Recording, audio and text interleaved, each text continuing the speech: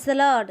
మన ప్రభువైన యేసుక్రీస్తు పరిశుద్ధమైనటువంటి నామంలో ఈ ఉదయకాలపు కృపావార్తను వింటున్నటువంటి మీ అందరికీ దేవుని పేరట వందనాలు చెల్లిస్తూ ఉన్నాను. అందరూ బాగున్నారా?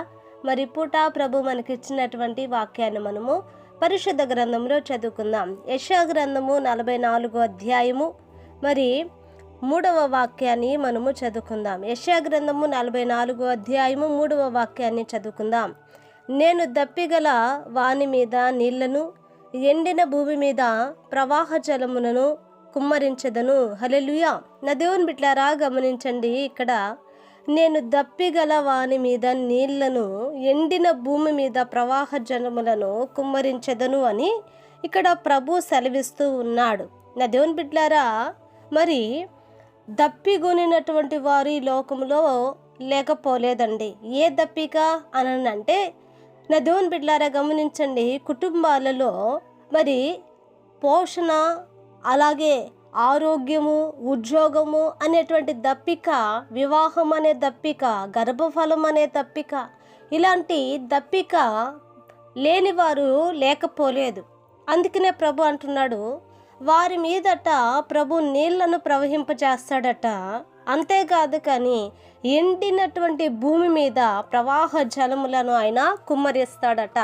దేవుని బిడ్డలారా, ఎవరి జీవితాలైతే ఎండిపోయాయో, ఎవరి బ్రతుకులైతే ఎండిపోయాయో, ఏ కుటుంబాలైతే ఎండిపోయి ఉన్నట్లుగా కనబడుతున్నాయో, ఆరోగ్య వ్యవస్థ, అలాగే కుటుంబ వ్యవస్థ, నా దేవుని బిడ్డలారా, మరి పిల్లల జీవితాలు, ఆత్మీయ జీవితాలు ఎండిన స్థితిగా మారిపోయి, మోడు బారిన స్థితిగా మారిపోయినట్లుగా ఇదిగో ఏవైతే కనబడుతున్నాయో అలాంటి పరిస్థితులు కనబడుతుండగా వారి మీదట ఆయన ప్రవాహ జలమును కుమ్మరిస్తాడట. హల్లెలూయా.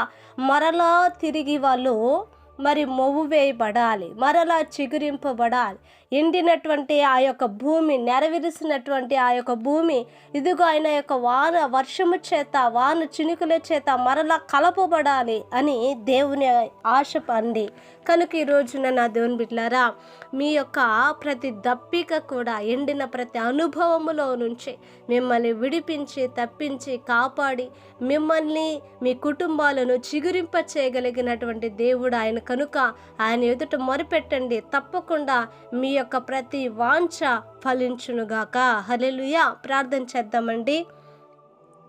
మహాపరిశుద్ధుడు అయిన మా తండ్రి, కృపగలిగిన దేవానికి వందనాలు. ఈ ఉదయకాలమందు నాయన మీరు మాతో మాట్లాడినందుకే స్తోత్రాలు.